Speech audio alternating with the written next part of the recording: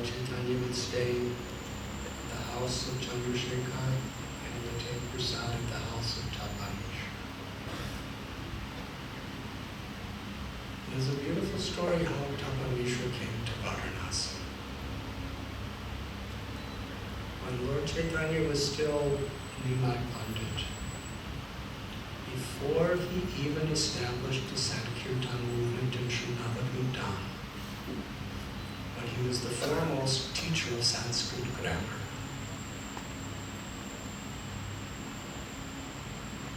he went to Bangladesh. In those days it was called East Bengal.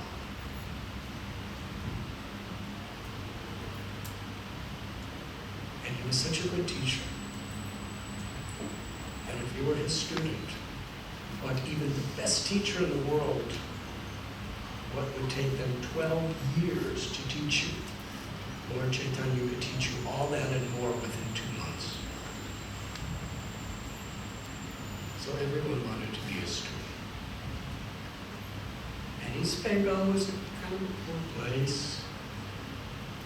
It was far away. So they were so grateful that the great Nimai Pandit, the legend of all legends as far as teachers, has come to our land on the banks of the Padmavati River. He had so many students. They were giving, and when he was just about to return to Navadvip, they were on the banks of the Padma River giving so many gifts. And one Brahmin, he was very learned, a very enlightened person. He came and he bowed himself down in Dandavat pranams to Lord Chaitanya.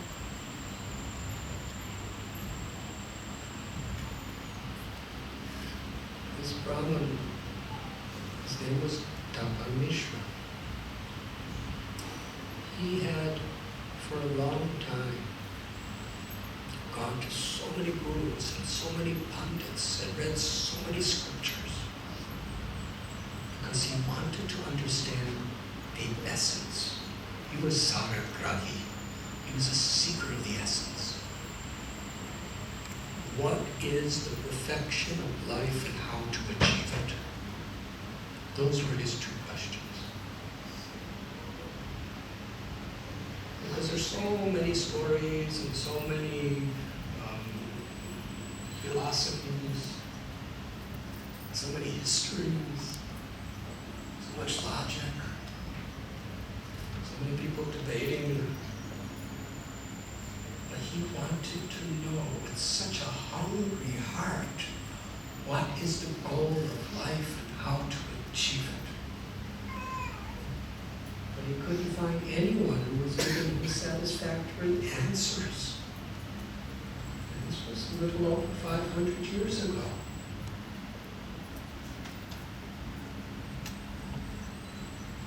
And he was praying. He was crying to find his path. And in a dream, a divine personality appeared to him and told him that the absolute truth, the supreme personality of Godhead, Brahman, has appeared in this world, and he's now in East Bengal, Nimai Pandit. He is God himself, Bhagavan, Krishna. Go to him, and he will teach you what is the perfection of life and how to achieve it.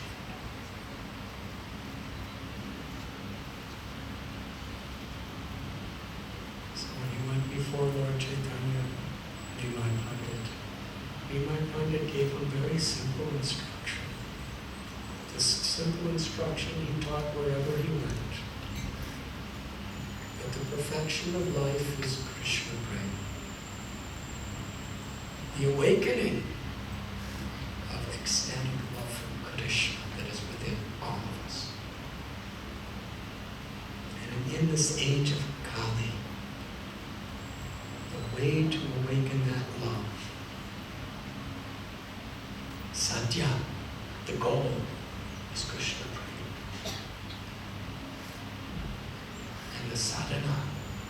this age is the chanting of the holy names.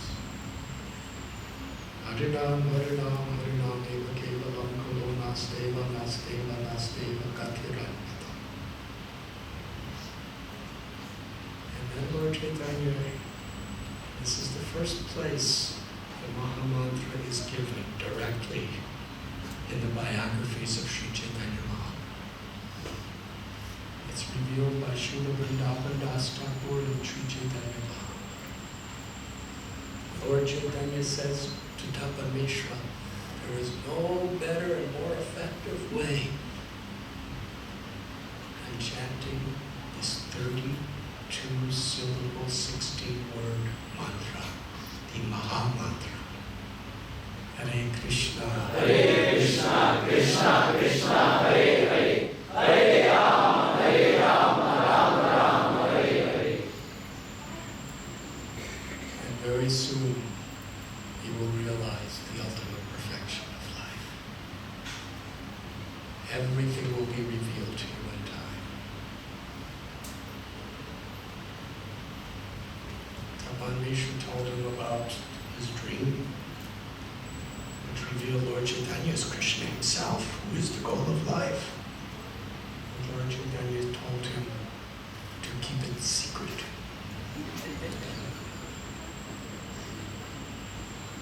Which he did. Lord Chaitanya Mahaprabhu is Krishna in the Radha Bhavaduti Subhalitam Nome Krishna Swarupam. He's Krishna in the Mahabhav of Sri Radha.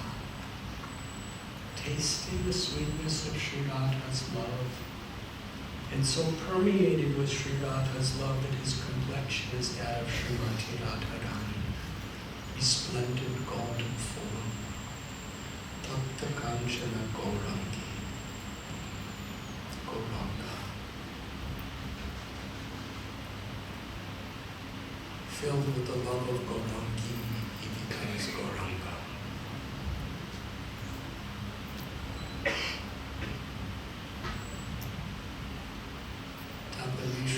Knew that he was going to establish this Harinam Sankirtan movement very soon in Navadvipa. Because he did not yet reveal himself to be a devotee. All the devotees in Navadvipa, like Advaita Prabhu and Haridas Thakur and Srivas,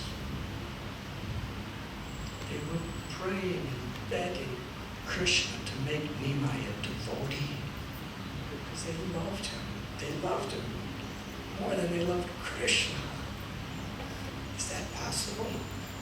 No, but still they did. Because he was Krishna. But they didn't know he was Krishna. They just loved him like Krishna. Nimai was always having pastimes with them by just debating Sanskrit and logic. And they would say this logic is useless unless it gives you love for Krishna. And you would just defeat them. And after defeating me, he'd say, with your blessings, I will get love for Krishna. But they were praying, they were performing kirtan. If Nimai becomes a devotee, we'll never give up his association. Now we can't live without him because we love him so much. But we can't live with him because he doesn't talk about Krishna. He talks about all other things. So when he returned after initiation in Gaya from Ishwarapuri, he revealed the ecstasies of Sri Radha's love. And he was to establish the Sankirtan and have kirtan all day with his devotees, and for 1 full year in the house of Srivas, or his own house, or in the house of Chandrasekhar, his maternal uncle. He had kirtan all night too. Tapan Mishra wanted to go to Navadvip. Lord Chaitanya said, you go to Varanasi. Varanasi, there's no devotees. It was the capital of the world of Mayavad. Where people were speaking that Krishna's form was Maya, Krishna's name was Maya, Krishna's pastimes were Maya. They were temporarily manifesting in this world to help us to become one with Him. But ultimately, once we attain realization, we understand that all form, all personality is Maya. There's only Brahman.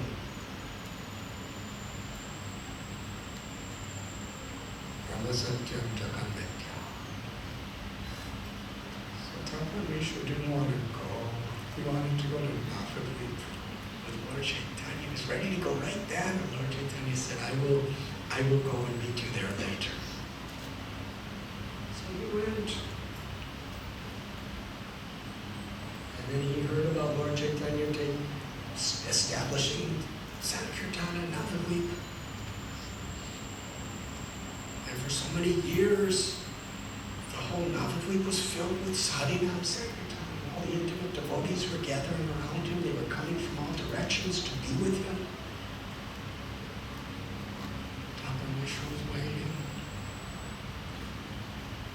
Then he heard Lord Chaitanya took sannyas. I don't know if you even heard it, but Lord Chaitanya took sannyas. There were no text messages in those days or Facebook pages. But those were good days. Because any information you got was so precious, it was so rare, it was so special. Now, getting news about everything and everyone is so free that we don't really see the value of it too much. They were hungry for any message of what Lord Chaitanya was doing. And if after months and months they heard one thing, they would, I've heard, he has done like this. Nothing was taken for granted. Then Lord Chaitanya took sannyas. And he went to South India for 2 years. He traveled all the way down from Jagannath Puri to Kurukshetra to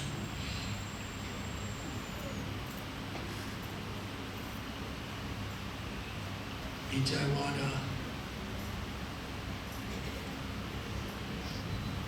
Went to Ahovalam.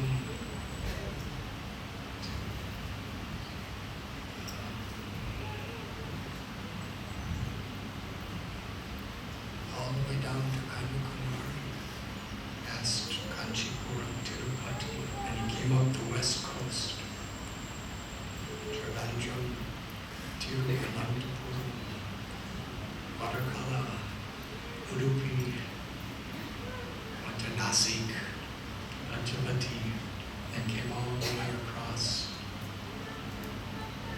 In Vidyanagar, Kovur, he met Sri Ramananda Rai. 2 years, finally he came back to Puri. Thakur was still waiting. Year after year after year. And Lord Chaitanya wanted to go to Vrindavan, and his devotees would let him go because they were afraid he would never come back. And finally, he started going, and he made it to Ramakeli, and there were so many people coming with him.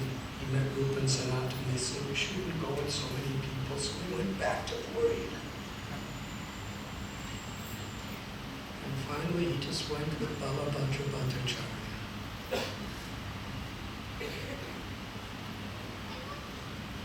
He danced and chanted through the Jarigala forest and made the tigers and the deers ecstatic, loving friends, embracing and kissing one another with their hair standing on end, dancing and singing Krishna's holy names. And then he came to Varanasi. Parmeshwar just happened to be going to take his bath in the Ganga, and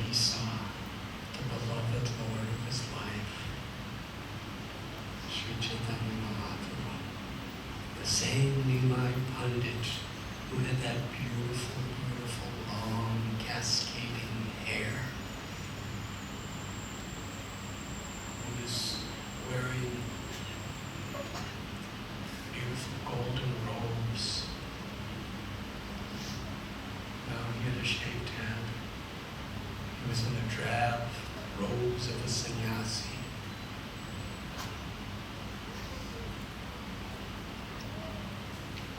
The ecstasy that he experienced.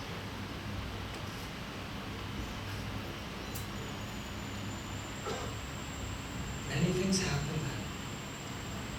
One of the most important was Sanatana Goswami. We know his story. He was like the prime minister of the whole kingdom of Bengal under the Mughal king, Nawab Hussain Shah. And after he met Lord Chaitanya and Ramakeli with his brother Rupa Goswami, they decided to leave everything behind and be with Lord Chaitanya. Rupa Goswami just left without a bond. And Sanatana Goswami, because he was so trusted by the king, and he was so important, he had to fulfill some of his duties, so he stayed back. But after some time, with some very pure-hearted Brahmins, he just stayed home all day, every day, to study Srimad Bhagavatam.